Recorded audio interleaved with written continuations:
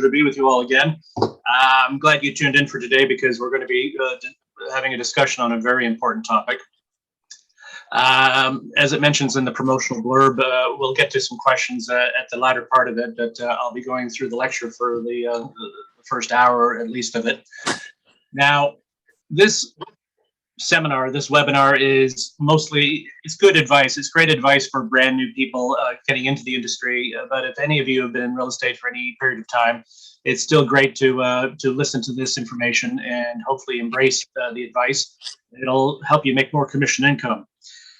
Now, the description of the webinar when it was put out and promoted to you mentions about Malcolm Gladwell, the author of the book Outliers, where he posited the theory in his book, it was one of the key themes, that in any profession or industry, any occupation that a person goes into, he estimates that it takes about 10,000 hours of actual effort, work, practice, drill, rehearse, of applying the skills that you are working on to become a so-called expert on whatever profession you're in.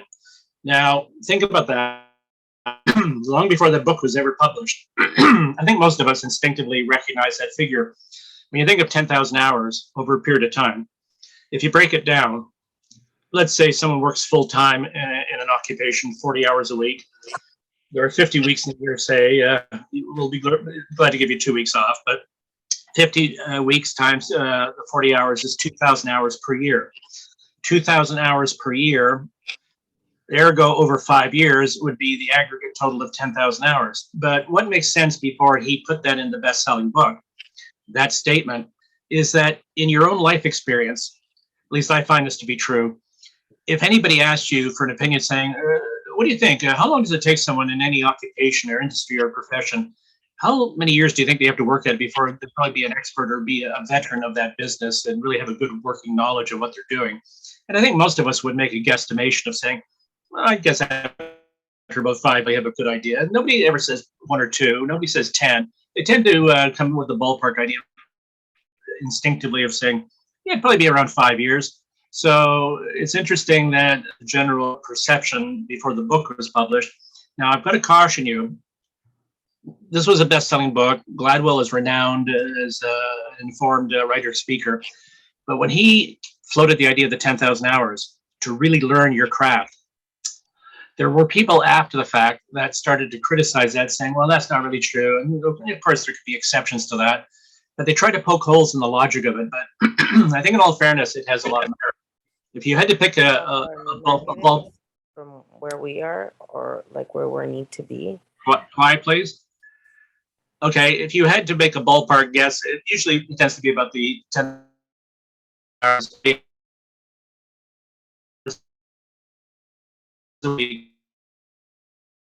How does this apply or relate to real estate as a career? Here's the analogy.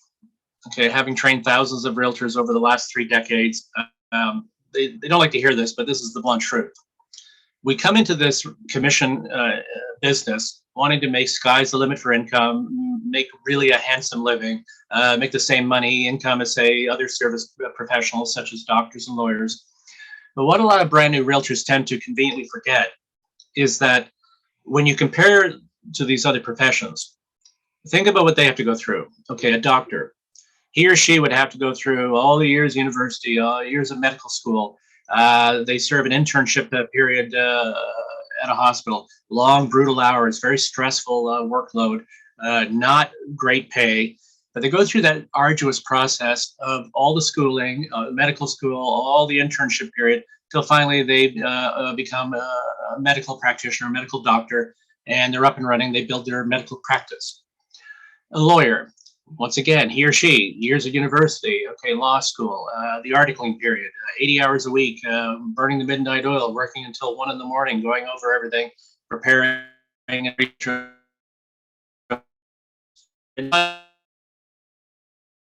a full-fledged solicitor, a lawyer, and then they build their the legal practice.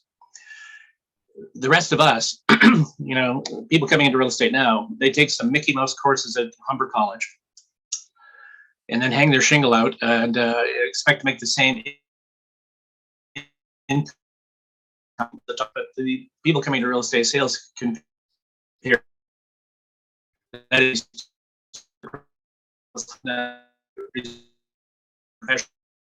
through that apprenticeship period, and then so they teach what really do. To run a real estate, they just teach you to go to jail. So that's important information, but it does in good stead for being to running and maximize your own ridership, your real estate practice under the auspices of this wonderful brokerage, and maximizing your potential. So you must serve your apprenticeship to learn your craft. Anybody that skips this stage, I find they tend to struggle. They keep struggling along over, say, 7, 8, 10, 12, 15 years, limping along like a hurt puppy, trying to find their footing and into an option of knowledge and expertise having been internalized because they didn't serve the apprenticeship. So here's the example. If we could take a look at that, the 4 pillars chart.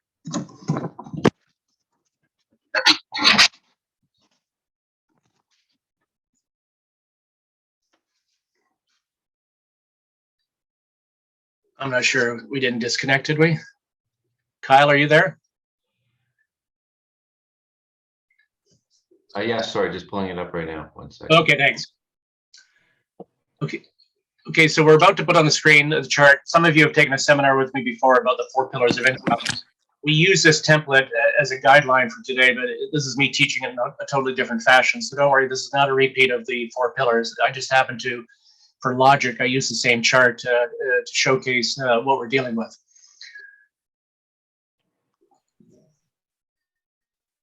Can you see it there?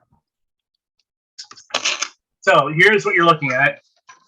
The 4 pillars of income in real estate sales. You've got the 4 pillars, your sphere of influence, prospecting, marketing, and then your client base. So, and let's examine it.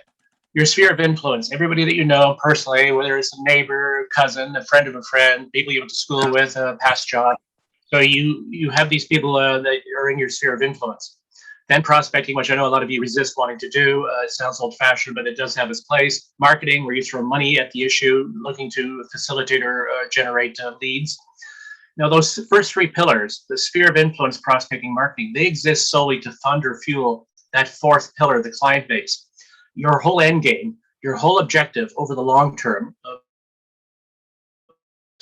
is to cultivate each of these systems to fund or fuel building that rock solid empire foundation of that client base till finally, after a period of time, you're up and running with a good solid foundation or base of satisfied, happy clients, thrilled with your quality service, you keep in regular contact with, and they are happy to come back and use your services again, or at the very least refer people to your real estate practice.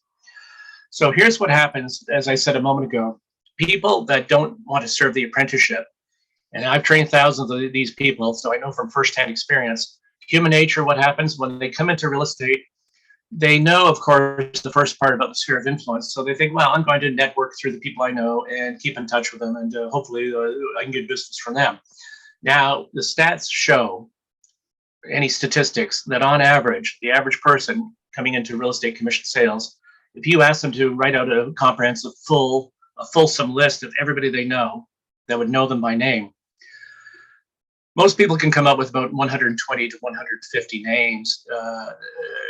That tends to be the range. Now, I'll even give you credit. Let's say you know a lot of people, and you could even expand it to 180 names, just as an example. So we're talking about people you went to school with at university, people you've gone for known as colleagues at jobs, whether it's your barber, your hairstylist, your dentist, your mechanic, people you've met in your social travels. Here's the rule of thumb. When you first come into real estate sales, if you're going to make one blast announcement to everybody that you know that, hey, I'm now in real estate as a career and I'm offering this great quality service, would you like me to keep you informed about real estate trends and influences?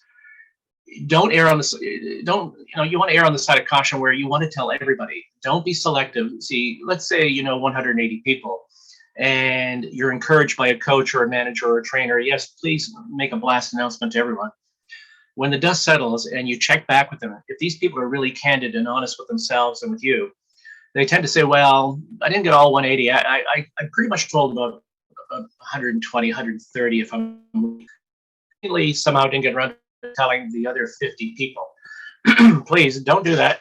That's being horribly remiss, because if you don't tell everybody, making the one big splash announcement, say you started today, okay, so you're starting late September 2022. If you don't tell everybody and draw a line in the sand saying, yes, I'm now in this career, and yes, I understand all the little foibles and embarrassment of reaching back to people you've known from years gone by and say, well, why are they reaching out to me after all this time? Oh, they're in real estate sales. And some of you behind your back are saying, oh, so now she's trying real estate. So they make these catty remarks, etc. But if you can just put your ego aside and tell everybody, announcing that you're in it, here's what happens if you don't tell the other 50. You could be in real estate for a good long period of time, say about 18, 24 months. And 2 years into it, you could bump into one of the people you didn't tell by chance at some occasion, or wherever it is. And you bump into them and they say, hey, how are you? Hell, brother, well, Matt, catch up on things. So what have you been up to? And you say, well, I've been in real estate for about 2 years now, real estate sales. And the person you didn't tell 2 years prior says, oh, I wish you had told me, I just sold my house last week, which is a painful thing to hear. But the other thing is, the studies show that if you tell them then, 2 years into the business, well, I've been in real estate for 2 years, and you get them your card, say, would you like to receive my newsletter and keep in touch? Sure, who cares? And as they walk away, the focus groups have indicated that when they talk to these people, they don't remember that you're now a 2-year veteran. Those consumers, members of the public that you just told that you've known from past, they'll just remember that you've been in real estate sales from the day that you told them. They can't psychologically backdate in their mind to give you the 2 years credit of being a 2-year veteran. So this is why it's a critical email, snail mail, text, phone call, in person, just anything to flag their attention. Here's what you're looking to achieve. The minimum that you would want to keep in touch with them. Now, this number has morphed over the years. It's changed. It used to be years ago that you'd want to keep in touch once a month, like clockwork, sending them a newsletter or market watch from Trev or any any links about real estate, what's going on around GTA. But then the number was increased, and it made sense. Some of you in my past seminars have heard me mention a nice working number of how to keep in touch, and these are called touches, where you touch someone by either a phone call, a text, an email, or sending them some information, electronically. These, each time you reach out and remind them for top of mind awareness, that's known as a touch. It's just touching and reminding them in a gentle touch fashion that, hey, I'm still in real estate sales, my quality service is available, so that you're at top of mind awareness. 24 is a good working number because that means twice a month. Say, if you want to your budget, if you want to send out Market Watch, where you can cut and paste and send out the data from Trev. It's dry as dust, but it's dead accurate. Great. Some people like to see the stats of what's going on in their market regions, and whether it's W12 or E2. So you can cut and paste and just send it off to them in around the 7th of each month. And then 2 weeks later, gap it out a bit. Around the 21st of each month, you can send out your nice quality newsletter with your own personal blurb on it. So it's a nice 1-2 punch of what's going on with market stats, and gap it out a couple of weeks later to the month with, say, your own newsletter. Now, on top of that, throughout the calendar year, if you want to send them any media blasts or links about condo projects or articles from, say, Globe and Mail, National Post, what's going on, keeping them fully apprised of real estate trends and influences, that's fine. But here's a cautionary note. Please, if the foundation is 24 touches per year, as I've described, and you do a smattering of other little additional touches of the spillover beneficial information, maybe it gets up to the ballpark of maybe 27, 28, 29 touches total for the entire calendar year. To be blunt, there is a training program out there that, I'm not going to mention its name, but it espouses the philosophy that you should have at least 34 touches per year of what I'm describing. 34 or more touches per year, where you keep in touch to that volume or that number of touches per year. Please don't do that. If you're reaching out to put out a gentle touch to the consumer public of your sphere of influence, on average 3 times a month, where you're saying, here's info, here's my newsletter, happy anniversary, happy birthday, happy Groundhog Day, happy Tuesday. If you keep on bombarding them 3 or more times per month, even the most unsophisticated consumer will recognize what you're doing, and they will not appreciate the campaign because they know it smacks of an agenda that is just self-serving to you. To be blunt, if you get into the high pressure tactics of just bombarding them with 3 or more touches per month, it smacks of hucksterism. Hucksterism, an old-fashioned term meaning high-pressure salespersonship. Please resist doing that. Believe me, 24 touches per year, with maybe a few more for good measure, spilled and sprinkled throughout the year to maybe an aggregate total of about 27, 28. That is plenty. Now, the funny part is, some of you listening today, and I know from experience, what I just told you is a nice sound piece of advice for a little building block to build your business for your career over the long term. But if we have a little reunion about 2 years from now, I'm saying, now, how many of you embraced that and actually methodically, systematically sent out 2 touches per month? I would bet money that maybe 2 in 10 might do it. 2 in 10 might do it. You're going to listen today and think, well, that's okay advice, but you're going to shrug it off and you'll find every excuse in the world not to get around to doing it. Believe me, that's one of the key little building blocks of regular keeping in touch. Here's the analogy. It's almost like you're the little expert on their shoulder, little genie on their shoulder, whispering the sage advice in their ear about keeping them apprised about every aspect of real estate. So you're the expert sitting on their shoulder, always keeping them fully advised and informed about everything about real estate so that you're benefiting them. If Larry the realtor is always whispering this advice in their ear in the form of sending out these touches, and they consistently get accustomed to hearing from Larry, he's the expert in their corner, keeping them fully apprised of all things real estate. Finally, when these people want to buy or sell, it's not like they tap their chin and say, no, gee, I wonder who I should get to sell our bungalow. They just think instinctively, well, we better give Larry a call because Larry's the trusted advisor, has been in the corner all along to keep them apprised all along. So he's the trusted advisor, the expert that they turn to because he's been beneficial in helping them every step of the way, and they appreciate it, and they're conditioned to turn to him because that's their go-to person for it. Now, that's the sphere of influence if you're managing to keep in touch with them. But when I said a few minutes ago, here's what happens if you don't serve your apprenticeship. A lot of people coming into real estate sales will do that first part, the sphere of influence. Let's give them some credit, that part. But think about the 180. If they know 180 people, keep in regular touch, the statistics show that on average, you might get 1 lead in 20 out of the 180. So 1 in 20 would mean that you get 9 leads per year. Now, to the 9 leads you get out of the 180 people because you kept in regular touch, it turns into a ratio that you only close 1 in 3. For every 3 leads you get, which are warm leads because someone's vouching for you or knows you and is recommending business to you, 1 in 3 leads will close. Ergo, that equates to 3 transactions, which is not enough to hang your hat on. You need more money or business than that. But 1 in 3 leads. Now, people ask, well, why only 1 in 3? If it's warm leads, wouldn't you close 2 out of the 3? Well, maybe on a good day. But generally speaking, even if somebody in your sphere in good faith sends you a lead, or they come to you, but say they send a lead to you, a referral, they have good intentions, but for all they know, once you check into and qualify the lead, maybe the person that you contact, the lead, they had a different agenda. There was some misinformation. Their plans have changed. They know somebody else in the background in real estate. Some other influence comes along to distract them and pull them off on a tangent in a different direction. So based on the law of compensation, when the dust settles, for a warm lead from your sphere of influence, usually you might close 1 in 3. So from 180, 1 in 20, that's 9 leads. 9 leads, if you only get 1 in 3, ergo 3 transactions. So the realtor can maybe piece that together.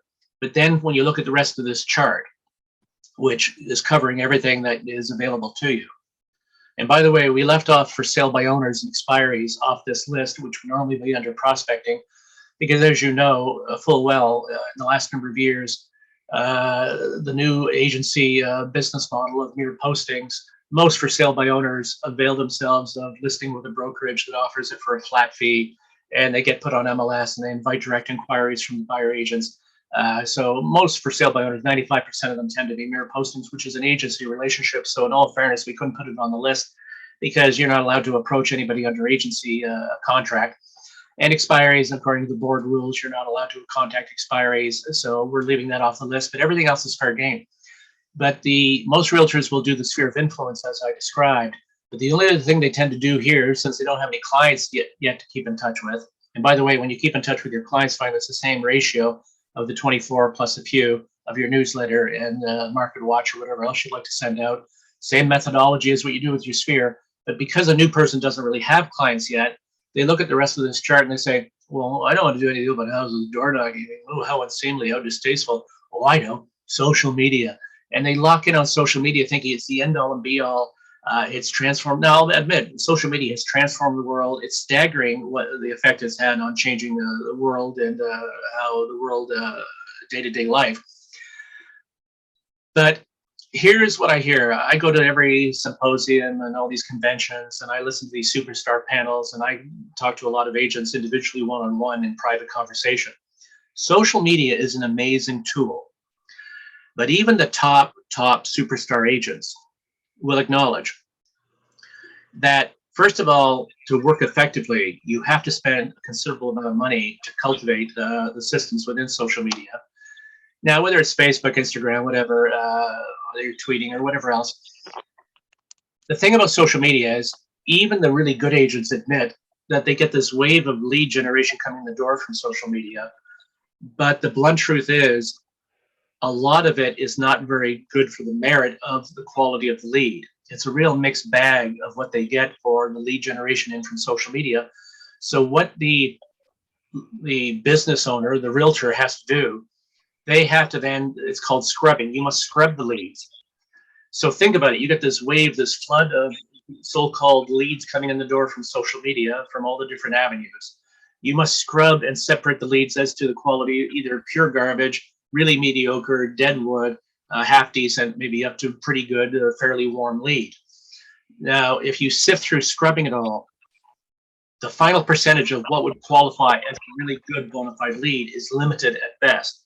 So it has its place, but it begs the question for the pure logic of it. If someone could show us the stats that prove that if you can just do your sphere of influence, does networking with people that know you for referrals, and in tandem with that, do social media, which is an amazing tool. If that gives you the total of lead generation that makes it sufficient for the money you're looking to make, well, then more power to you. But the candid truth is, most realtors, when they look at it in a really honest, self-facing manner, they recognize that the total between sphere of influence and their social media is still lacking for their objective of the goal of the number of transactions they want to do per year. So let me be clear, if you're making enough money off social media lead generation in tandem with referrals from your your sphere of influence, then more power to you. Usually, I would say over 90% of most realtors say, no, it's not really sufficient. It's a real mixed bag of what I get from social media. So if your answer is it's still not enough for transactions, ergo pure logic dictates that once you've exhausted the two avenues of your sphere of influence and the social media, ergo you must go and cast a bigger net to these other categories. There's no other way of looking at it. If you're not happy with the net result of social media and your sphere of influence, then you must broaden your horizons. You must cast a bigger net, which obviously involves everything on this chart. Now, don't try to second guess it and peek behind the curtain saying, well, what else? There must be a magic bullet here. No, everything you're looking at is basically the overview of what you get to choose from in residential real estate sales. This is what you're looking at wanting to cultivate. So if you want to tackle these other categories, here's the salve on the wound as to why it's so important. Not only will you make more money, but you'll also learn skills for life. I mean, you think of this as almost like a Marine, a soldier. They have to go through boot camp, grueling training, and an arduous process to finally become a full-fledged Marine. So draw that military analogy where you as fledglings, brand new real estate babies, a babe in the woods, you must cut your teeth on the cross-section of all these categories. First of all, you want to find where your strengths are, because up front you get some realtors who say, oh, I would never dream, I don't like doing the idea of open houses, or the idea of social events, and they shy away from it. Well, you can't make that remark if you've never tried it, because the number of people I've met over the years in our business who didn't like the idea of going out and doing some door knocking, and then lo and behold, after they were compelled to do it, and they applied that craft and went and knocked on a bunch of doors, they would turn after a few months and say, you know what? I thought I'd hate it, but actually I have an affinity for it. I'm pretty good at talking to people at the door and addressing any concerns, and I'm drumming up leads. As I have the courage to do this, and other people aren't doing this. So just as an illustration, I'm not saying you have to go out and do a knock on any doors, but a lot of realtors will discover after the fact that it's only by, Aristotle was right, we learn by doing. By actually trying each of these categories, you don't have the luxury of eliminating or disqualifying them up front without trying them at least first. So give it a trial run on each of these as we proceed. And then after trying it for a period of time, you either have an affinity for it, you have a benefit being returned to you from it, or you could just drop it. At least you know you tried it. But you'll make more money by doing this, but you're going to learn skills for life.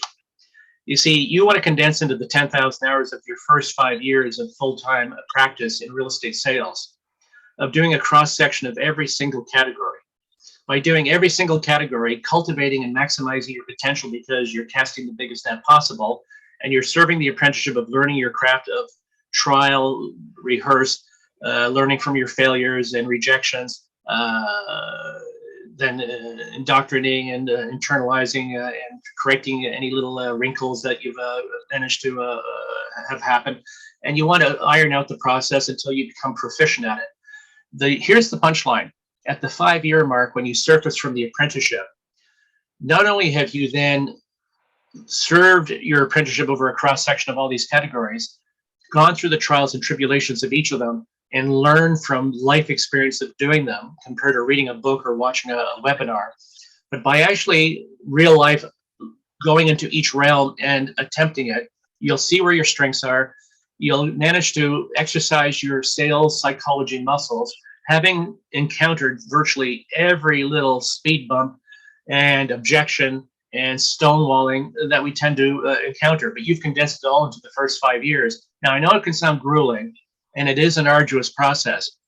But if you can stay the course and manage to prevail through this apprenticeship, then at the 5-year mark, give or take, you will surface as a full-fledged expert professional with a sense of confidence and quiet authority that after that, having served that apprenticeship in your future proactive travels for the rest of your career, there's no negative or issue that you're going to encounter that you don't have the credible experience or the knowledge of how to deal with. I find that it's greatly encouraging that if you've served the apprenticeship, you've gone through the painful process of learning it and surviving in the business to make enough money to continue to survive and thrive, then when you surface as a full-blown, full-fledged professional, just think about the reassurance that there's no issue or any dynamic that you're going to encounter that you haven't met by past performance. You've already learned what to do in each of those scenarios, and you can bring out from any knowledge that you have and apply to the brand new scenario, which will put you in good stead and manage to allow you to maximize each of the future opportunities that takes place. Whereas the person that does not serve the apprenticeship and has not learned what they're doing, I'm going to get into it more, then they still stumble along 8, 10, 12 years into the business where they learned a few basics in year one and they've been repeating it ever since because they never widened the parameters of what they're willing to pursue. So please keep this in mind. Now, for example, when you see open houses for the public, now we've just gone through the 2.5 years of this horrible pandemic. Things are loosening up again. The restrictions are dropping away. Yes, even in 2022, technology is a wonderful thing, and for going through, and people can go through the houses and tour 360 tours right down to flushing toilets, opening doors. But human nature, the average consumer, even average income or affluent, most people, not investors, but people, consumer buyers wanting to live in a certain neighborhood area will still tend to they go on social media, look all around, but they'll drive around the area and they still pop in open houses. So if you have a fresh new listing, or if you're new to the business and the listing agent has 4 or 5 listings and they go, they're too busy with other things, you can still arrange to maybe do an open house at one of the fresh listings of somebody within our company where they're busy doing other endeavors, but get their permission to do an open house where you get to keep the leads of what happens at an open house for the public. So you put out the promotion, the advertising to facilitate getting more people in at your open house. Okay, my one cautionary note, there are 2 camps on how to approach an open house for the public. Either you get some real estate salespeople that stand at the door like a guard, a sentry, demanding identification, saying, yes, we must have a full record of everybody coming through. Do you have identification? Okay, retinal scan. Okay, yeah, yes, you can come in. Forcing the person standing on the front steps to give them the information before granting them entry. I know you're protecting the property, following the instructions of the seller, but please, you're also using that piece of real estate. The odds of somebody coming in and buying it are less than 1%, saying, where's this been all my life? So you're also using the property as bait to drum up lead generation of getting these buyers for showing them other properties. If you want to get the contact information from them, whether you get it at the beginning, ripping it from them, or whether you get it at the end after they walk through the property, it really doesn't matter as long as by the time those people walk back to the car, you have secured the contact information. So I'm strongly suggesting that instead of upfront guarding the front door like a sentry, no, allow people to just come in. Yes, please look around, and then you escort them through the property, demonstrating or showing and verbalizing the benefits of the property. And you're just chit-chatting, building a rapport. Say, oh, you live in the area? How long have you been looking? Is this the type of property you're looking for? And just chit-chat, low-key, non-invasive, not high pressure. And after building some semblance of rapport, just with your professional demeanor and behavior, and you've walked around through the property, and they've got a feature sheet that you've handed them, and you're chatting about the property, and your gut tells you that they're starting to about to leave and walk out the door because this property isn't suitable.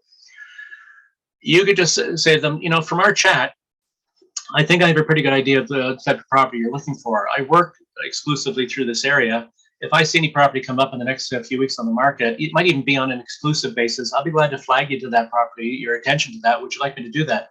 Now, if they're working with an agent, but you offer them that verbal bait, which is tempting, it's a benefit to them, they would probably just blurt out, oh, well, thanks, but we're working with an agent, which probably rings true, because why would they want to turn down that possibility?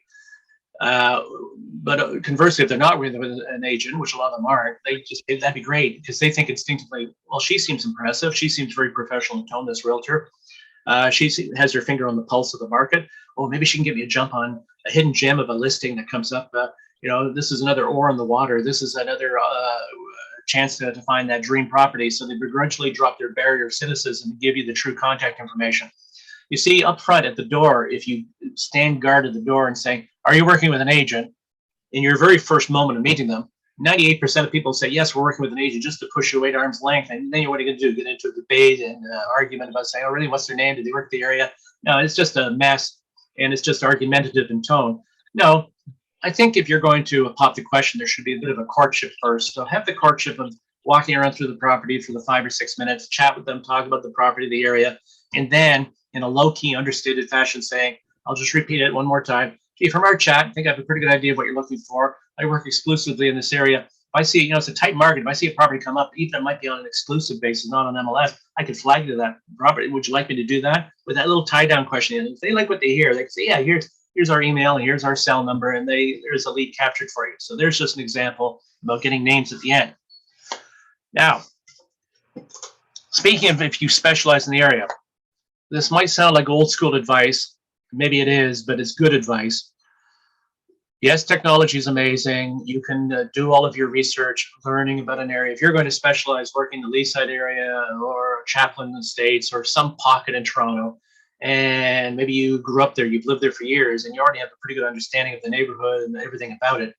But as far as new real estate that comes up, if they still have agent open houses, or even if they're open house on the weekend, or you can book an inspection, please, yes, even September 2022, if you're going to specialize in one little geographic pocket for the long term, you really want to really be the popular expert of that neighborhood, I'm begging you to consider that instead of just doing your research about value of property on the computer screen, of looking at the data and the stats and information and photographs on the computer screen, that is very limited in its scope. I know it sounds like old-fashioned advice, but part of your apprenticeship, if you're going to specialize in one geographic pocket, yes, even circa 2022, if during the week you can book enough appointments, or they have an open house, or you book an inspection, where you go and look at all the inventory coming out on MLS, go and actually physically walk through everything coming up, and then follow up to watch what it sells for. Never mind the asking price, but then correlate it with what it sells for a couple of weeks later on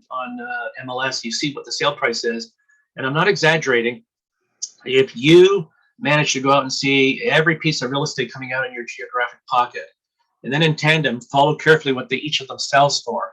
It's amazing how the brain is like a little human computer, where after a couple of years, several years of doing this, I'm not exaggerating, you will have such an understanding about the nuances, the subtleties of that market, that little geographic pocket. Next time you get a listing appointment and you're going to be going in to talk to these people, you've got your CMA in hand, but I'm not exaggerating. You will know dead on within $1,000 after you come in and see the property. You'll know within $1,000 of exactly what the value of that property is. I'm not overstating it. I'm not exaggerating, but it can only be by serving the apprenticeship of going through all the real estate, seeing it live and in person. They're yet to invent a technology to tell you if there's cat smell in the house. Please go into each property, look around in each room, take careful note in your mind, listen to what the sale prices are.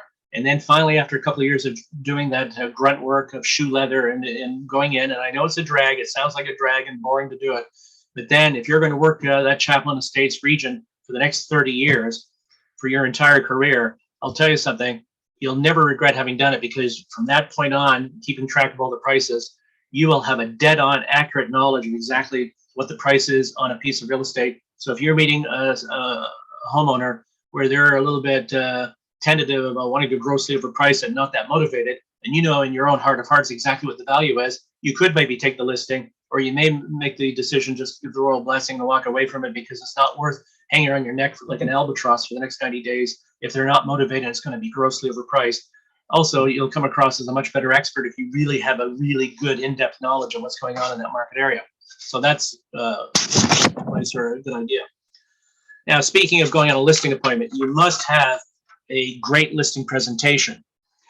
So during your first 5 years, you're probably going to be making most of your money by working with buyers, okay? I'm making a generalization there, but brand new agents for the first few years of the business, they don't get that many listing opportunities. They don't have a track record to brag about when they show up on the listing appointment. Yes, there are exceptions, and you can get listings that will come your way. But the main brunt of your time and effort, usually for a brand new agent, is you spend a lot of time and energy on working with buyers, because you have to make some good immediate meat and potato money.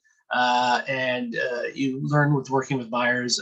It has to be learned at some point. So you may as well, during the early days of the apprenticeship, cut your teeth on buyers to be able to learn that every aspect of it. And you want to be able to become a good working buyer agent that way. Now, please, you must qualify your buyers in such a thorough fashion. Our most valuable commodity in life is time. And if time is our most valuable commodity, it's so precious, especially in commission sales. Please, whenever I'm coaching agents, a lot of them, they cry in their milk and in private conversation, upset about how they've wasted a lot of time with buyers over the years. Please, don't be afraid to take firm control once you build rapport with buyers. And I can teach this in a buyer agency webinar, but the essence of it is, you say, now, Mr. and Mrs. Buyer, if we're going to work together, if I can ask you a few simple questions, because the more information you provide to me, the better position I'm in to advise you what your options are, so you'll be able to make an informed buying decision. You mind if I just ask you a few questions? And there, that preamble allows you carte blanche permission to ask questions. You're saying, with your permission, if I could just ask you a few questions, because the more information you provide to me, the better position I'm in to advise you what your options are, so you'll be able to make an informed buying decision. Does that sound fair? Is that reasonable? And they say, sure, what do you need to know? Then they give you carte blanche permission to sit down over a tea or coffee and ask as many exacting questions, thoroughly qualifying a buyer for motivation and intent. Because right up front, you want to determine whether it's worth even going down this garden path. Because if you don't qualify and exacting to the nth degree with a buyer to see if they're motivated with clear intention and motivation and intent, and you start down that garden path of working with them, and what happens? It's insidious. You work with them for a few weeks and you've shown them a bunch of different properties, and you paint yourself into a corner. You're saying, well, these buyers seem really wishy-washy and kind of indecisive, not that highly motivated. Oh, but I've already spent 3 weeks on it now. I can't drop the ball now. I've already invested all this time. I've got to keep going. And you end up painting yourself into a corner where you'll run for months with a buyer, beat your brains out, show them 56 houses, and they end up buying out of your region for your protected BRA. And it's all for naught. No, be very exacting. Don't be afraid to take firm control after building rapport and qualifying to an exacting, thorough degree, exactly for motivation intent. You won't regret having done that. So as far as your listing presentation, as I was saying a moment ago, until you get the opportunity, you want to role play and practice, drill, rehearse with other colleagues, with friends, a couple of close friends, with your spouse, whomever, where you go through like an actor learning a script, practice, drill, rehearse of verbalizing, acting it out. Now, here's my best suggestion. If you can get one of our trusted colleagues with our own brokerage, it's almost like a tag team, where if you want to just reach out, you don't even have to know these people well, just even the group on this meeting today.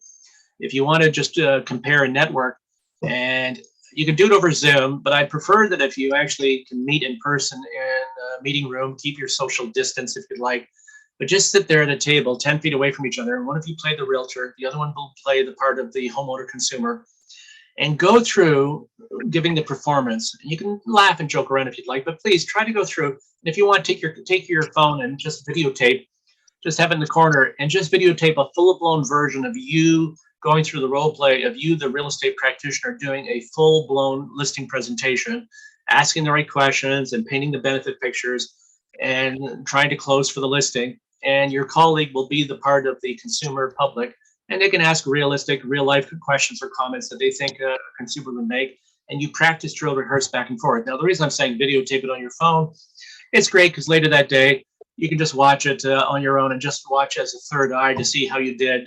You can learn a lot by watching yourself on video, because seeing how many people butcher the English language with their speech patterns of likes and ums and you knows. So you can iron out a lot of wrinkles here. And I'm cautioning you, better have a nice shot, a nice drink to have with you after you see yourself on video for the first couple of times, because it's rather daunting. But don't worry, after you watch and learn from the video, you erase it. Don't leave it on video where you go out and get hit by a bus and people actually get to watch this thing. We can iron out a lot here.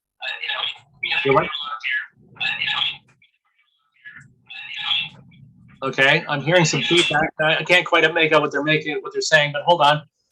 So you please go through what we're talking about there. Okay, now you have to know how to answer any objection in your proactive travels as you move forward, and you're talking to the consumer public, buyers and sellers. You're going to encounter different objections about, well, I've got a friend in real estate, I'm going with them, I want to think it over, we're getting two other opinions, well, will you lower your commission?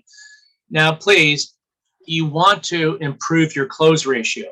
So having this expertise, if you can learn the very effective language and psychology of how to counter different objections that you get, and you're not going to be able to close all of them, but you can close a fair ratio by addressing people's concerns, providing effective, beneficial solutions to have them rethink their position, steer them towards where you wanted to go to getting them on paper.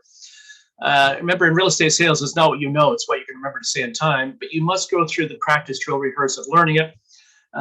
Ego aside, if you like the idea of learning specific language skills, I'd be remiss if I didn't mention that my book, Dialogues to Success, is available through Treb. You can order it on e-commerce. Treb is opening up again through the building. Next time you're in at the Treb store, it's there on the bookshelves. Ego aside, it is considered one of the best books in North America for language skills and objection handling in real estate sales. So you might want to consider investing in your future. So, as I said, your first 2 or 3 years in business will be with buyers. Now, then you're going to morph over finally to want to focus on getting listings. It is so advantageous of getting listings, the stock on the shelf. It's the best use of your time. See, the part that is irrefutable, if you see the two camps, either buyers or listings, those are the two parts of our entire profession. If you get a listing, the stock on the shelf, the inventory, you're the listing agent. Broker loaded up on MLS. You've got the sign on the front lawn unless it's a condo. You get the high profile exposure of marketing where it's out there on realtor.ca and all the social media platforms. You're getting all the inquiries that call. So it's this high profile flag of saying, yes, I'm a real estate practitioner in this market area. And also, here's the blunt truth, best use of your time, because here's the way to illustrate it. While we're having a nice 1.5 hour chat today on this Zoom meeting, any of you with listings right now, those listings are out there working on your behalf. This Saturday, when you go to a dinner party with significant other, as you're sitting there at 7 p.m., now that we're getting back to getting together with friends, and you sit there having a drink and having that first, appetizer, some buyer agent sitting there at a Tim Hortons on their tablet, showing colored pictures of your listing, saying to their buyers, oh, that's nice, let's go and take another look at this one again, working their guts out to get an offer on your inventory while you're enjoying quality of life. And once you've got the inventory out there, you can focus on other things in your life, drumming up more business or enjoying golfing, power shopping, sailing, and until you get flagged that there's an offer on one of your many listings. It's a better use of your time by having to stock the inventory compared to being an unpaid chauffeur driving around hoping on a whim that the buyers are going to want to buy something. I know I'm being rather cynical and blunt about it, but that's the given truth. Why do you think when you see these superstar teams, the big entities where you get this superstar realtor at the top, this big figurehead, and then you've got minions on their team, the junior agents, when the leads come in the door, the lead generation, all the buyer leads are delegated to the junior members to run the roads with the buyers, whereas the top flagship figurehead, the high profile entity, just goes on listing presentation and offer appointments, keeping themselves available just for the best use of their time management and for pursuing what the best path. Now, to be fair, when you look at this chart, there is one exception I saw over the years. There's a top superstar realtor, probably one of the top 20 realtors in Toronto. I don't need to give any names, but he's been in real estate for about 12, 13 years now. But when he first came in and he was shown this information, he said, yeah, but I've got a unique position here. I come from another industry. I was in for a good number of years where very similar to real estate. I have a database, my sphere of influence. I know 4,500 people. I have a list of 4,500 people who already admire me and respect me, and I have a rapport and relationship with. They respect me for my business acumen, my business expertise, and my professionalism. So from day one, he was able to skip all of these other pillars, basically, and he just networked from A to Z, going back and forth, just networking with the 4,500 names in his sphere of influence. And he's been a top agent since day one. But how many of us are lucky to win the lottery to come into this business, listen to the advice I've given you today, but say, yes, but I've got a foundation already, a database of 4,500 names, where it's not just blank names where they don't know me. They already know and respect and admire me as a business professional, and I'm just going to network with them. If you've got that or anything like that in your back pocket, you've won the lottery. Okay, so don't forget, in your first few years, ergo, you're probably going to be working a lot with buyers just by definition. If you get a chance at a listing opportunity, if you've practiced your listing presentation over and over until you're proficient at it and how to handle objections, then at least the rare opportunity you get, you'll be in good stead for tackling that objective. But please keep in mind that the buyer apprenticeship is for the first few years with the clear goal in mind that, say, 3-4 years down the road, as you're heading towards the 5-year benchmark of the 10,000 hours, you're still learning about everything else, all things real estate. So you want to sort of go through a metamorphosis of switching things over where you'll have still systems in place to cultivate buyers, but you very much want to then focus 80% of your time, effort, toil on listing inventory, tempering your judgment with, say, 20% towards buyers. You must be, and I can't say this clearly enough, you must be, as you're moving along in the years in real estate, you want to be very judicious and discerning in how you spend your most valuable commodity, your time. So usually 80% of your time, effort, toil would be on getting listing inventory down the road. Then with the other little 20% fraction being on working with good, serious, motivated, qualified buyers, if there is such an animal. And that's just it. If you ever encounter a buyer then in your future, and it seems iffy and wishy-washy, just slop it off, disregard it, say, you'll have to find somebody else, and be very judicious and discerning about, on an exception basis, selecting buyers to work with, and you will never regret that piece of advice if you can approach them that way. So the idea being that the first 5 years, the 10,000 hours, when you look at the rest of this, we said about open houses, the farming, you want to do the farming as far as for picking a geographic area. Yes, it's still a tried and true little strategy. If you're going to have another system in place, you want to be able to farm and cultivate a geographic pocket where you, for the long term, want to be known as one of the local people being chosen for a listing presentation. You see, if you even by direct mail and you've knocked on doors and you've had garage sales or whatever else, and you pamphlet the area and charity events and picking up used clothing from properties, and you get known by name, some semblance of reputation in a farm area, then if it's an area of 2,000 houses and it's transient by nature, and transient would be that usually if there's 2 to 3% turnover, say if there's 3% turnover, 2,000, then what's that, 60 transactions per year that take place in that pocket. Well, out of the 60 transactions that take place in the geographic farm area pocket, most of those people, if they don't know a realtor personally, where there's a strong relationship, most consumers, after living in that little pocket area for say 12, 15, 17 years, when they finally want to sell, they've gotten pamphlets ad nauseum over the years. They've had a few people knock on their door. But if the consumer, the homeowner, doesn't have a special bond or relationship with one realtor in particular, they're probably going to do their so-called due diligence of shopping and interviewing several different brands. On average, they tend to interview 3. So think of that. If in that geographic farm area, a lot of realtors are vying for the attention of the homeowners. If you can make enough notoriety between direct mail on a consistent basis, knocking on doors and making penetration inroads on nice weather, get the gastronomic fortitude to go and hand over materials and just chat with people door to door after the pandemic is fully over and people are okay with door knocking again, and you make the inroads, here's your objective. If those consumers who don't have a special relationship with a realtor want to pick one of 3 that they talk to, you want to be one of the 3 being called for that interview process. You want to be high profile enough where when the average consumer is saying, now who should we call? Oh, we see her signs a lot. Okay, we'll bring her in. Oh, well, this guy, we get his pamphlets all the time. I mean, he's been working this area, obviously. He must have worked the area. We'll call him. Well, you want to be one of the people, even off the pamphlets, to be called. You want that 1 in 3 shot at getting it. And then it just begs the question that if you get a 1 in 3 shot of going in and doing your best presentation, then how good is your presentation and closing for the close ratio, which is all part of the equation to be able to secure the business. And then once you get the first few sales or listings in the pocket area, and then put out just listed, just sold, and then put out newsletters saying, here are some of my sales in the past year, and you continue to reinforce your message in that farm area. Farming is still a good little system to have as a backdrop.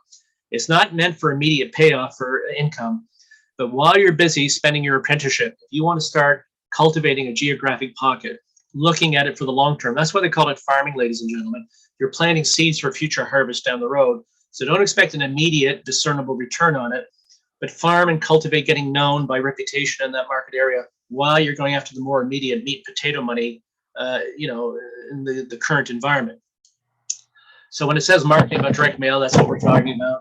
You've got your social media, advertising. Now, event marketing, when you're finally up and running and you've got even a handful of different clients in your client base and you keep in regular touch with them, please don't forget for event marketing, you could have it where you have them out to an annual client event. But here's a cautionary note. If you're going to have a so-called annual client event, say after 3 or 4 years, if you have your first client event, well, then that's carving it in stone. That means that you've just announced that there's the first annual event. People come out and enjoy themselves, nice social event. They appreciate the gesture. But then you must have a client event every year after. You can't have an annual event by definition. If you have it year 1, year 2, year 3, skip year 4 because you were busy, and then come back to it year 5 or year 6. No, you want to just vary what you do every year, make it enjoyable, have fun with it. Book one of those events where people come out to the environment where a professional chef puts on a cooking lesson. You're all standing around with a drink in your hand, and you're the host or hostess, and everyone's enjoying having a great time, breaking bread and being taught a gourmet cooking lesson, that type of thing. People enjoy that type of thing, and the chefs always make it very entertaining for anybody watching. Anything of that ilk would be the best way to do it. It says about your client newsletter there for the 12 times. There are great newsletters you can outsource. So you want to keep in mind for top of mind awareness. You want to talk to them once in a while. I hope during the pandemic, any of you had the wherewithal that even if you were to telephone or text or email and then with a follow-up phone call, not so much about real estate, but during the last couple of years, you could have reached out and just talked to any of your sphere, just saying, yeah, just touching base, calling just to see. I hope you're safe and well, and how the world's changed, how are you faring, and just rapport building and just chat with them. Oh, did you get my latest newsletter? By the way, any questions about that? Okay, thanks. I'll keep in touch. Lovely chatting with you. Just keep it low key. Not too overt for what you're looking to accomplish from it, but they like the personal touch, that type of thing. So your sphere of influence for keeping regular, consistent touch, laser-like focus on that. The prospecting, the open houses, the farming, the door knocking, any social event you can manage. The marketing for the direct mail, billboards, that's a lot of money. I wouldn't even worry about that. Same with bench recycling bin, social media. I keep hearing it over and over again for all the different things that you've got, whether it's TikTok and all the rest of it. I keep hearing from the top agents to this day, it seems like Facebook and Instagram seem to be the best bang for your buck. that seems to be the best. Now, some of you might think, well, I've heard about Facebook, a lot of young people leaving Facebook. Well, of course, it's losing a lot of people in certain demographics. But for business purposes, Facebook and Instagram seem to be still the best bang for our buck. I'll let you know if that changes. And then as far as for these other points we've covered, in conclusion, if you're cutting your teeth on all of these efforts in your first 5 years in real estate, you will learn which systems work best for you. See, that's just it. You don't only learn them, and you learn from the adverse circumstance of working each of them, and you learn by doing and by your mistakes, and then learn and adapt accordingly and become more proficient at it.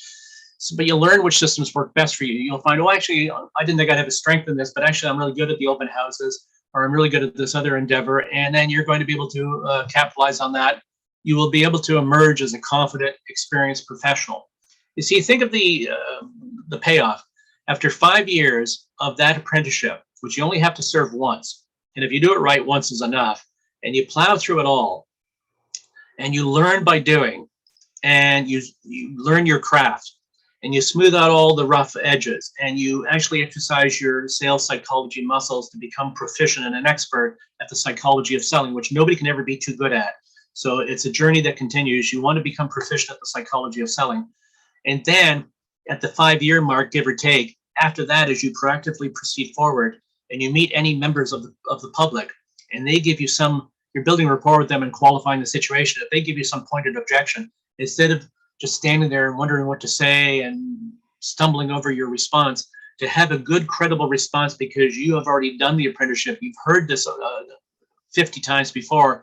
You've come to learn and understand what a credible type of effective answer would be to help rally your cause and to prevail and to address the concern, hopefully be able to push it aside and continue to persuade them until you can finally get them on paper, or you qualify to the degree that by listening carefully, 70% of selling is listening. If you determine that what you've heard, you don't like what you've heard for motivation and intent, you can just politely just say, well, that sounds good. I'm working on a number of projects, but good luck with that endeavor or that effort, and just politely extricate yourself from it.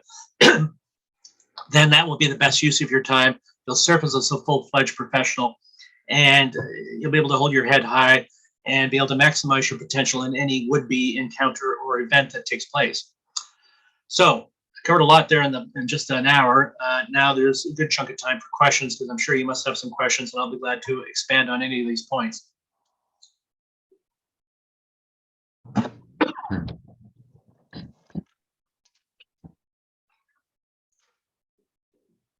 Yeah, thanks for that, Michael. That was great.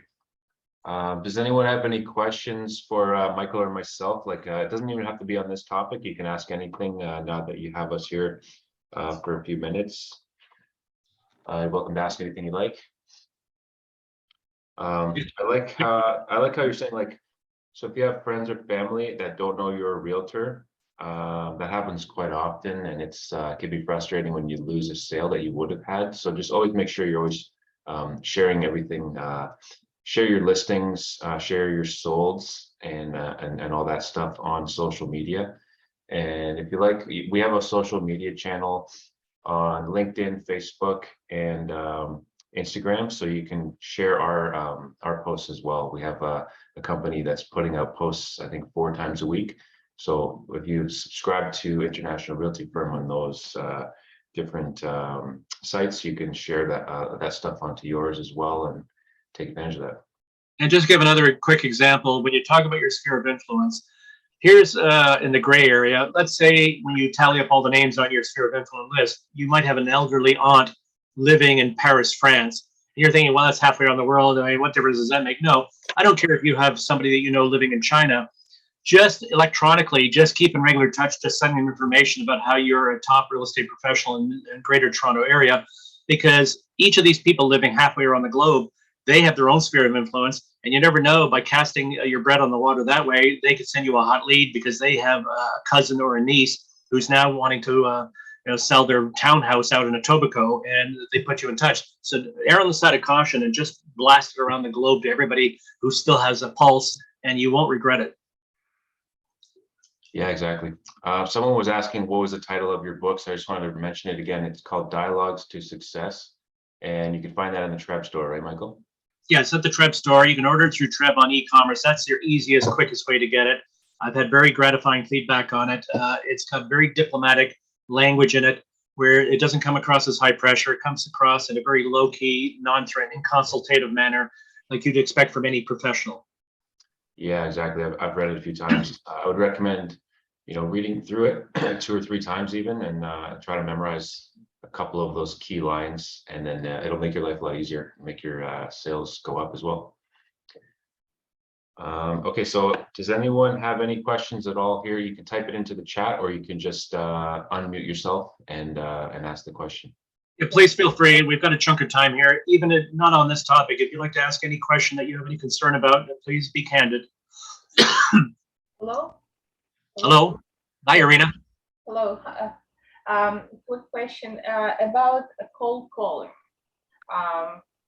Very confused. Is it still allowed, or it has been banned? Okay. Not really, actually, on that one. I just have to say, as a brokerage, if we get caught calling the wrong people that are not on the actual do not call list, we can be fined. I think it's like $10,000 per person that gets called. So it's very, very strict on that. So I would say no, don't do it, because we would have to buy the do not call list as a brokerage and get. And I looked into it. It's like $100,000. So I think spend your money on social media and do it online these days, because you're going to get much more return on your investment anyways. Like, say if you do Facebook leads, for example, you could pinpoint the people in the exact neighborhood you want, and this exact houses, school zones, age group, even I think you can even select income that they have and all this kind of stuff. So I would either get a company like Incom, who we have a partnership with, or text or email me. I could put you in touch with some people to help with the advertising. Yeah, it's way more efficient. Yeah, I was actually not going to do that. I hate this from the very beginning, but it's still in that 4 pillars. That's why I asked. And may I ask another question? Sure. It's like a little small confession. I'm in real estate 18 years, and to be honest, I don't have it.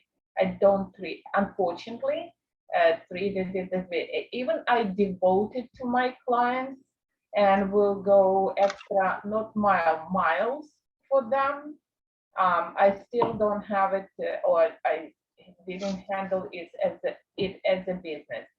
So what would you advise, being at this stage, started from the beginning, like to do all these basic things and go through this 5 years apprenticeship? Like, how do I fix this situation?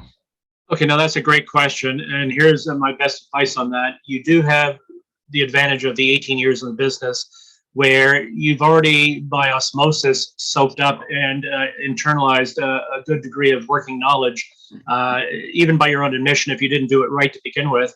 You've already accomplished a good portion of the apprenticeship of becoming acclimated to this industry and understanding the fundamentals of how it works.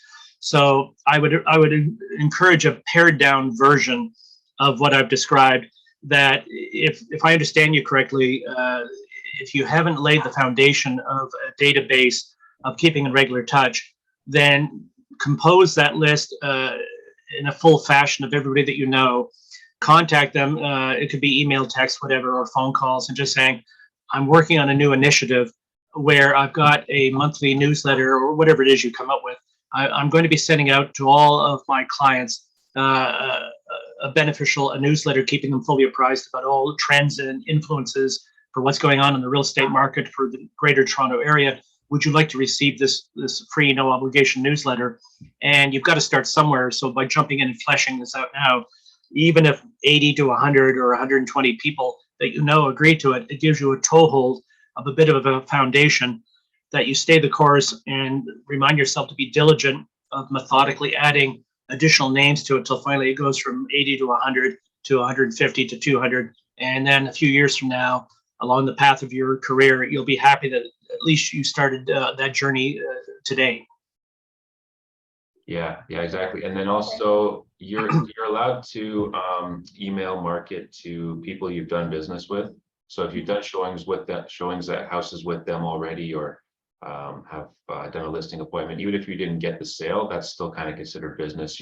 Especially if you've done showings with them. So if you have their email address of everybody that you're contacted and have done some business with, especially, you don't have to ask for their permission. You can just put them into the list. Just always make sure there's an unsubscribe button on there. But as Michael said, like if they subscribe into it, then they're going to be they're really going to be reading those emails. And then there's good programs like MailChimp or Sendinblue is pretty good as well. Okay, thank you. Yeah, the key distinction is that anything you send out to anybody that agrees to accept it, the flavor of the content of what you're sending out, whether it's MailChimp, whatever, it has to be beneficial in connotation to the recipient. The person receiving it must have perception that it's beneficial to them, that it helps pad their own pocket. It can't appear to be self-serving to yourself, because all they see are dollar signs in your eyes. If it seems that it's self-serving to you, it very much has to, the whole tone of it has to be beneficial in connotation to the person receiving the information. Okay, thank you. Sure. Yeah, good ones are like market updates and things like that. Yeah, for sure. Okay. Anybody have? Sorry, was that Michael? I was just curious to get your own take to share with the group.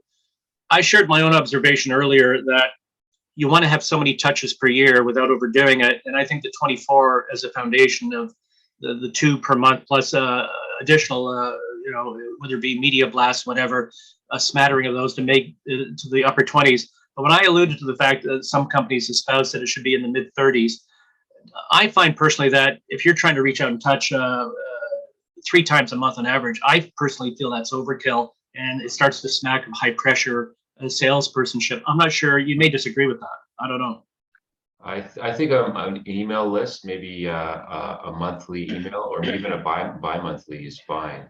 Yeah, But yeah, like once a month is pretty good. And social media, you can blast those out like almost every day if you want, because yeah, that's fine. Social media is a whole different category, but you're right.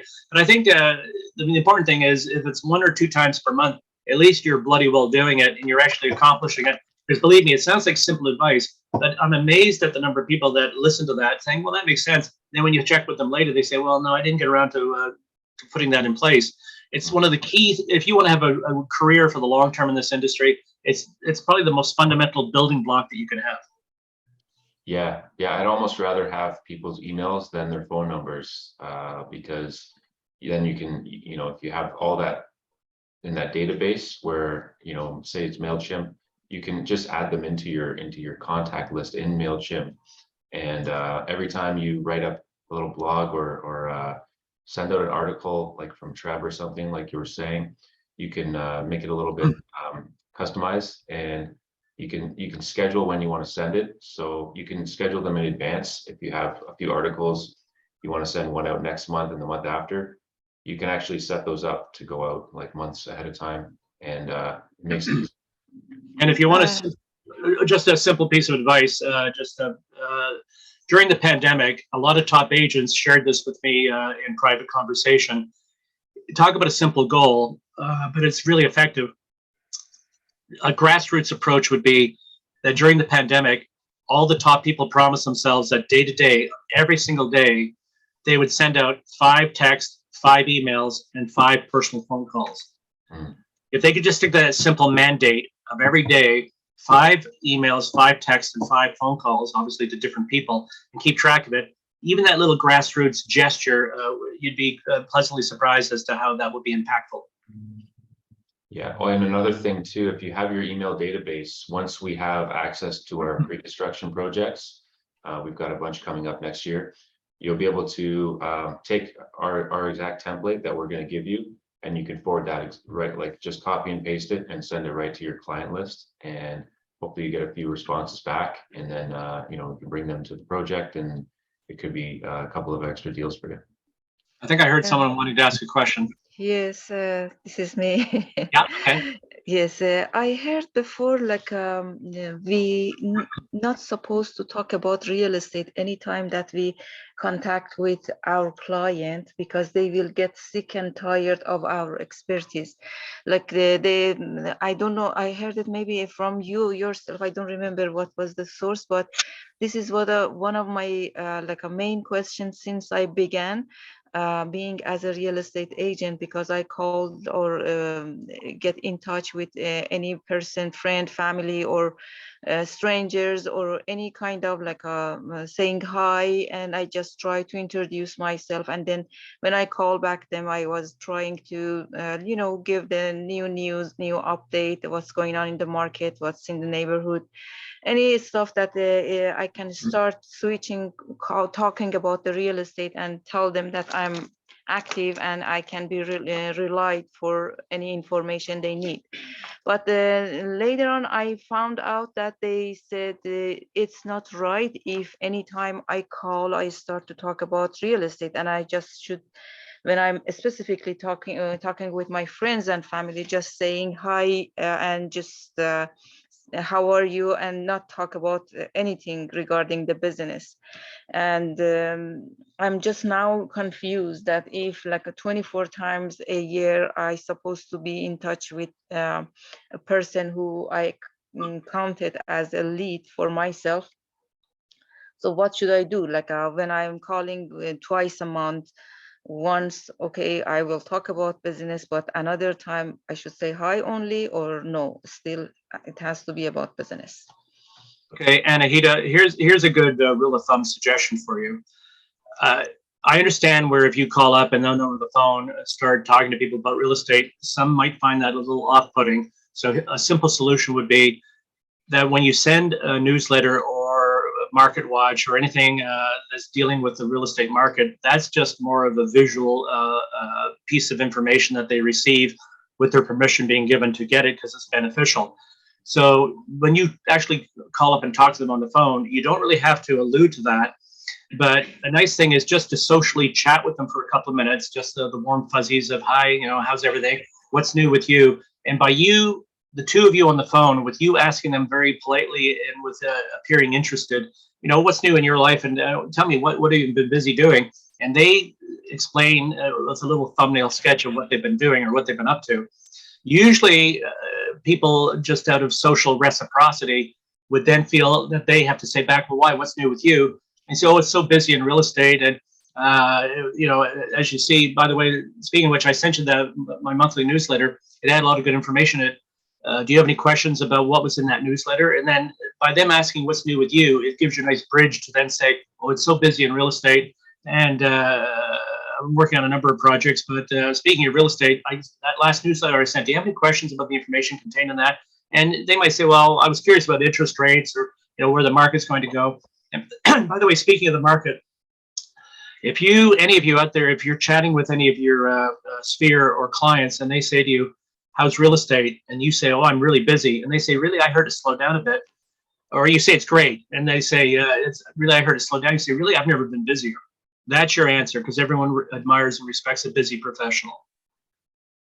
Yes, you mean that I have to show that I am busy with the real estate. Well, right. But the simple answer is, between us here, I mean, it doesn't mean you're making any money, but you say, I'm really busy. And when they say, how's real estate? Or how's the market? And you say, oh, it's great. And they say, really, I heard it slowed down. You say, really? Gee, I've never been busier, which it sounds like a candid, true statement, and that you're managing to prevail and succeed in spite of others that are being negative about the market. All they can remember in their mind is that you are very positive and everyone admires a busy professional. Yes, I do that actually. Okay, good. Yeah, and it doesn't mean you have to call them 24 times. It's just touch points. So half of those, 12 of those times could be emails, or it could be newsletters, whatever. Also, like, don't forget about birthday cards and anniversaries and kids' birthdays and all this kinds of stuff. If you can actually remember this stuff with your clients and put that into your calendar, or if you like, there's a thing called send out cards. You can join that, and it sends out cards automatically when it's your clients' birthdays and stuff like this.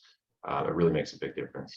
And also, just one little suggestion to Kyle's comment there, not to be a little cynical, but it's really effective. It sounds humorous, but if you're going to have a database or contact management of wishing everyone a happy anniversary, say some couple a happy anniversary, program your database that if it fires out the email missive to both the husband and the wife, have it arrive to the husband in his email the day before the anniversary.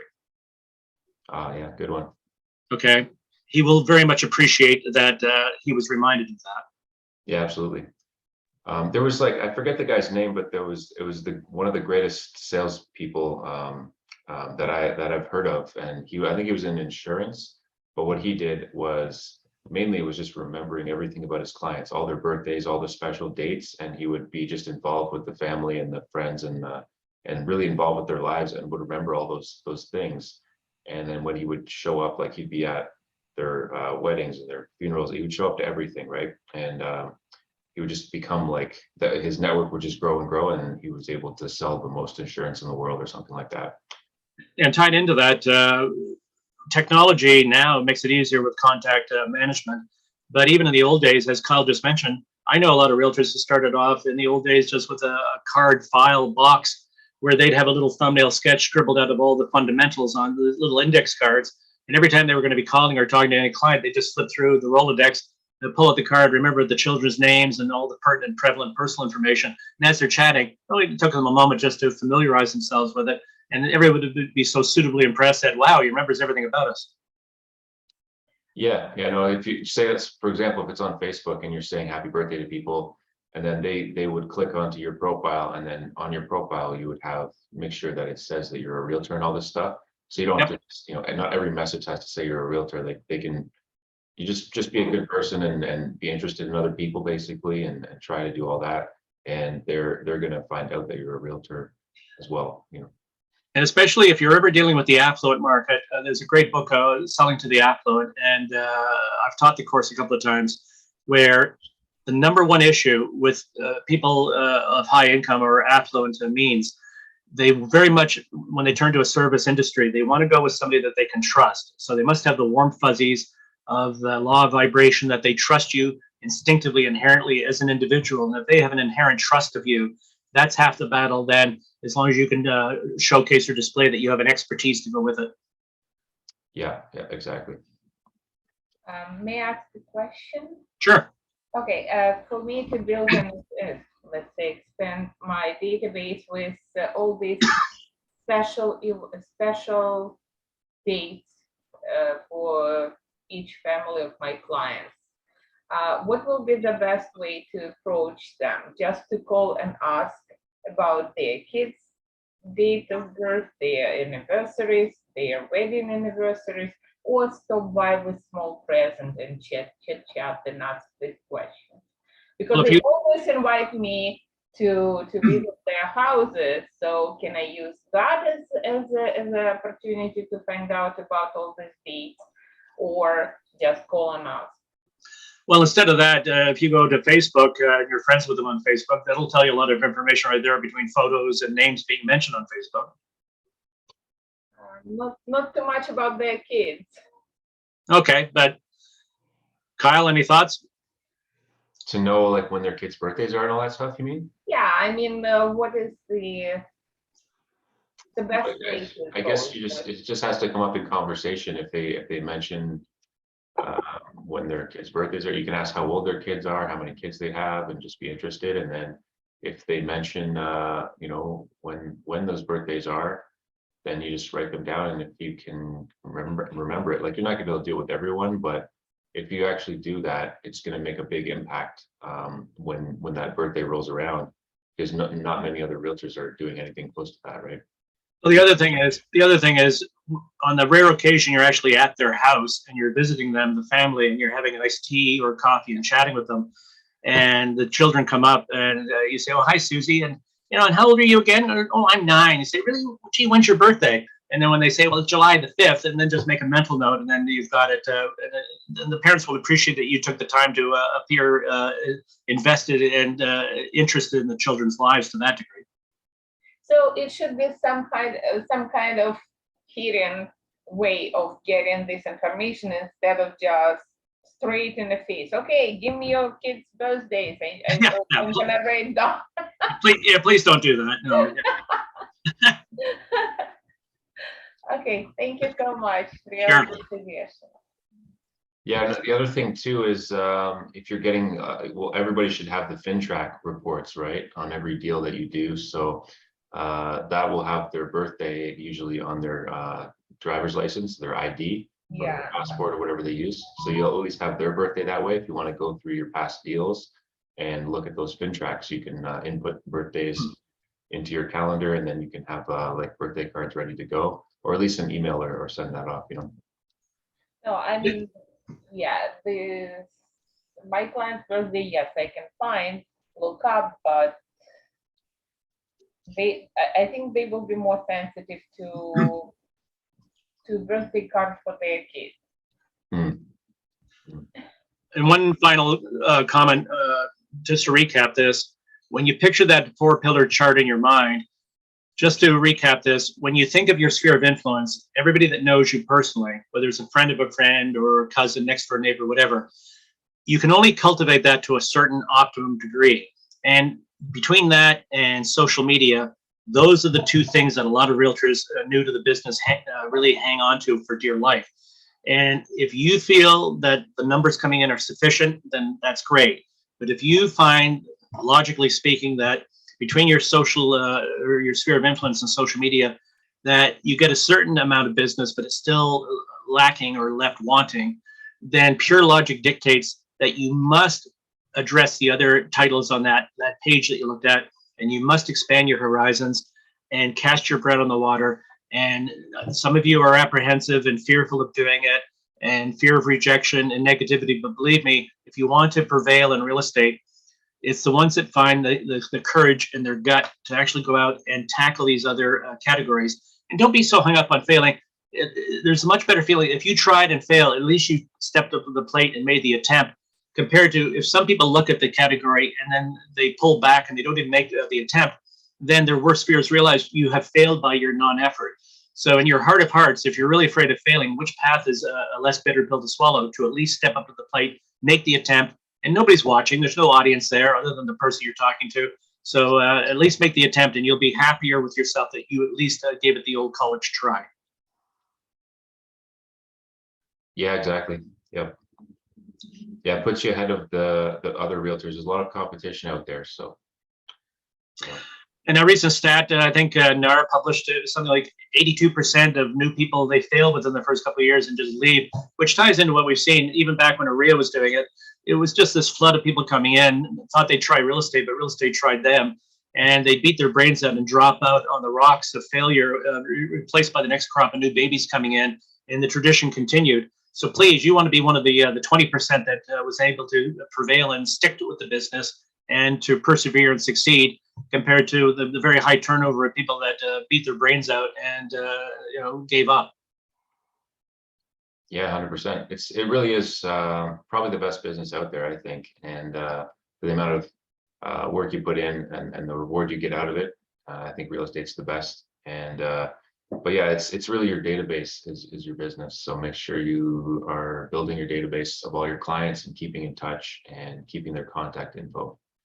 And think about it as a final punchline. If you in your career can finally build to, as an example, 600 clients in your client base over a period of years, and you keep in regular touch, the stats show that with a client base that admire and respect you, it's 1 in 10 would tend to either come back to you or send somebody to your real estate practice per year. So 1 in 10 out of 600, that's 60 leads, warm leads, and you close 1 in 3. So out of 60 leads, that means every year going into it, that calendar year, you would probably enjoy 20 lumps of commission, because you've got this rock solid foundation of this empire that you've built.